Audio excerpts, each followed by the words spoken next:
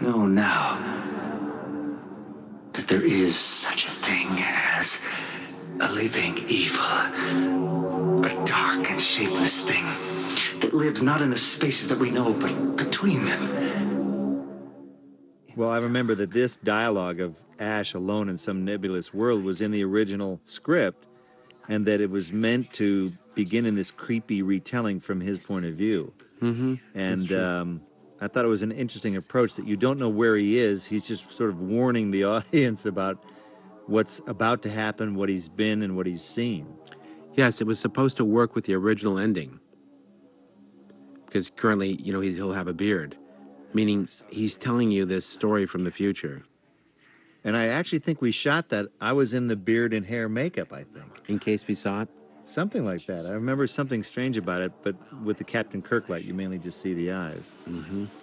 And it features, this opening is a little bit longer. It's got some shots that are not in any version. It seemed like it was always an issue of how best to recap this movie. Well, how much do you tell, and from whose point of view? It was always a trouble spot for us. How many people watching this movie will have seen the first one? If they haven't seen the first one, but they've seen the second one, what do we need to incorporate? So it was always difficult to come up with a combination that would satisfy new viewers and old. Right, that wouldn't bore the tears out of the old viewers, and new viewers could understand how it was all linked together. And then it came for me. It got into my hand and it went bad. So I lopped it off at the wrist. There we go.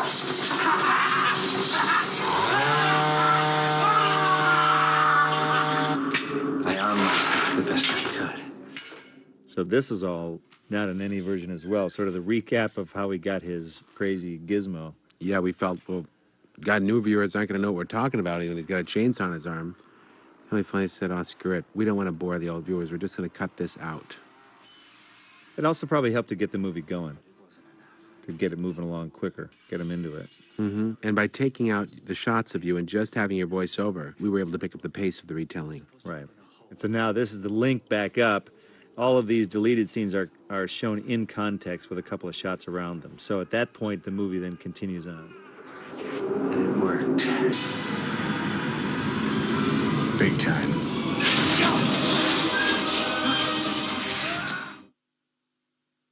Likely, he's one of Henry's men! This is part 2 of a lift that was in our original cut. It has Ash versus Arthur. You can see those splices. This is really just taken straight from a video of a work print from 1982. Right. It's just strictly an editorial print, so it's going to be ugly and and marked up. It's a cool shot, tracking low when he falls. I wasn't looking for no trouble. He's basically a Western character. It was supposed to set up your hatred of Arthur for when you come out of the pit. So you've been screwed twice. I care not for your crest. Oh, yeah? You best him properly here. In front of all his men. And you could have killed him, but you let him go and he still screws you. It's true, I thought we'd come to some basic understanding by the end of the scene, and he screws me. Yeah. That didn't quite work. It's filmed funny. The arc of the blade. And listen up. I didn't ask to come here. This whole thing is some kind of big mistake. Funny in a movie like this, a period piece, to hear an airplane in the background on the work track, which of course we would have had to replace. This was shot in the gravel pit. In Irwindale, California. It's one of those levels. It's really the only place to get that is in gravel pits.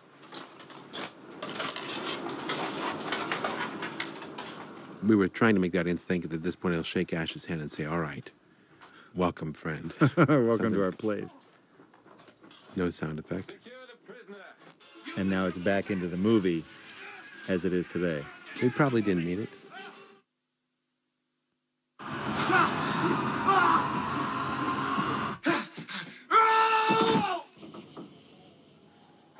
This is new. This is to establish the windmill in the distance. The thing that I think works conceptually at least, about the scene that's to come is that it more clearly explains how the tiny ashes come to be. There's more of a logical progression of events. It's just, I think, in cutting it all down, since this is in the middle of the movie, it always seems that movies somewhere in the middle have a danger of bogging down.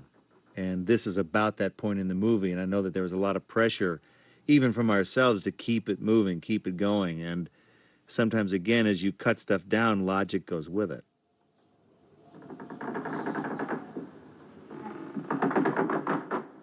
So a lot of this will be retained in the 96-minute version on the DVD, but there will be whole sequences coming up in a couple of shots that, again, are not in any version.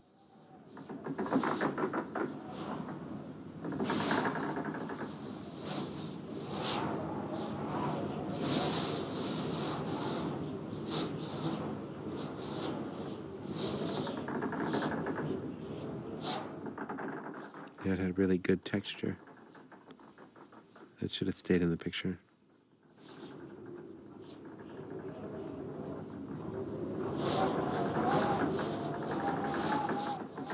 The sounds that you're hearing are all temporary because as you screen various versions for studios, you always want to give them something to listen to, even though it's all very primitive. So what you're hearing is just real guide tracks, real crude stuff that we would give to a studio for them to either understand things or whatever. This was a cool sequence, but it cost like 2 minutes of time, so it got cut out. Right.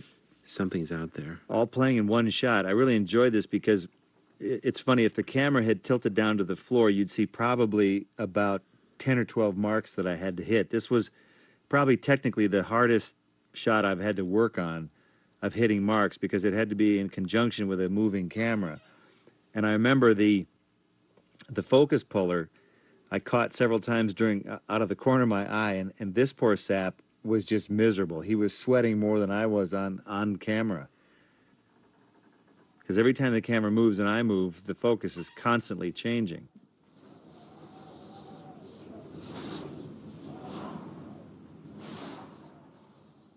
This would have been a fun one to do creepy sound effects too if it were to have made it to the finished version. We're just slapping sounds in here just to convey some basic ideas.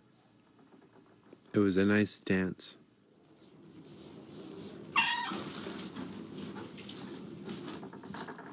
It's also a case where you're using almost essentially 360 degrees of the set, where you have to light it all from above. You can't have any lights in the shot, so it just makes it more complicated and harder to do. I'd hate to see what Bill Pope's legs looked like after this, with the cord wrapped around him about 16 times. And also here is where I could really tell, because the shot goes all the way into my ear, this is where the focus puller was really panicking, because you could screw up the shot at the very end of the shot, because one of the trickiest parts is at the end.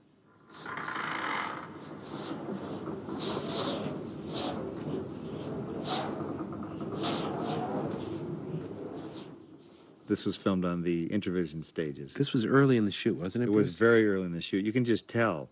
I always tend to weigh more at the beginning of the Evil Dead shoots, and then by the end I lose a lot of weight because of the long shoot. And so you can see I just have a different look than near the end of the movie. Yeah.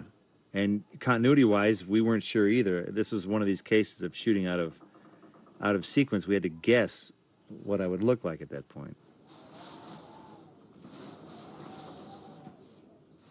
This was also shot up in the Angeles National Forest. Maybe you'll look different here, because this was probably later. This was much Just later. one shot, I mean. So chances are you'll see a much leaner face. It always tortures me during the course of these movies that I go from sort of pudgy and paunchy to fat. I like this next shot coming up, this intervision piece, where it's the ultimate track around. I thought it was really cool. It's a very good combination of moves.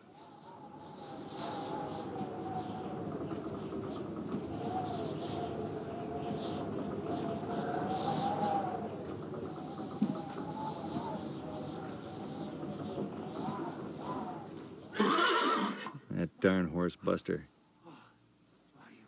Have you seen Buster in subsequent television or movies? No, actually, I saw Buster on an Alpo can Oh, yeah. recently. Yeah. No, I've not since. I haven't. Buster and I have not spoken. I love the flare in this shot. It's great. This is so Spielbergian. This shot. It's one of my favorite shots in the movie, and it's never in there. Flare is a beautiful thing. This is the shot I think you're talking about. Yeah, fake foreground moving. That was rolling by in a dolly. That's right. This is the one that, to me, makes sense of all this sequence, that the distance is correct, that you could actually mistake it from a far distance, that someone is in there, and then do the reveal here.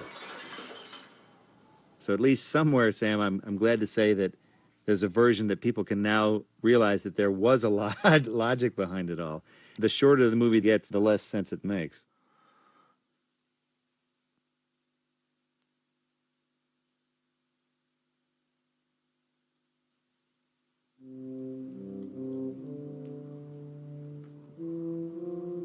I'll stand by you. You can count on my steel. I'll offer up my courage. Now what you're going to see is a scene that results from the fact that now he's got these villagers on his side. Now what is Ash going to do with that support? Because you've got to get these people on your side, but that's not going to be enough, because Arthur has already said, we're just 40 men, how are we going to defeat this army? And the answer is, go enlist the help of Henry the Red. It's probably good that this shot was cut out, because you can see what a lousy rider I am. Any rider worth their salt would say that it's just not a good thing to be bouncing up and down so hard, enough to make your brain rattle.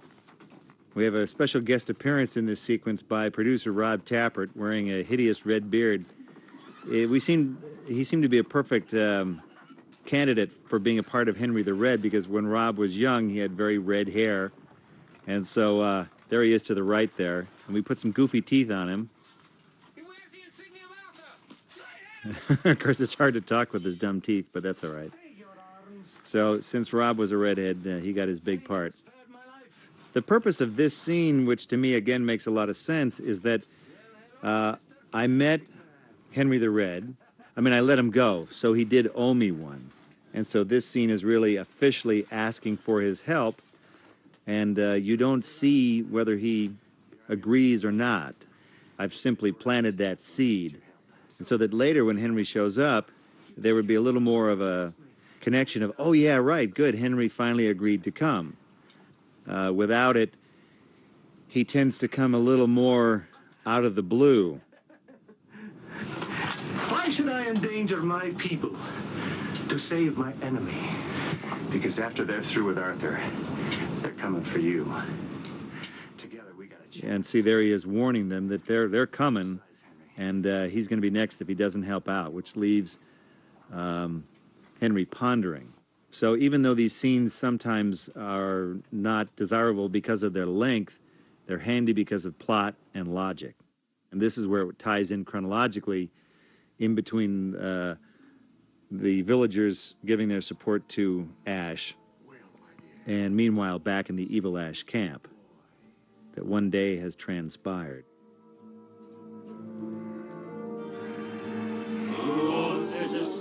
And there you have it.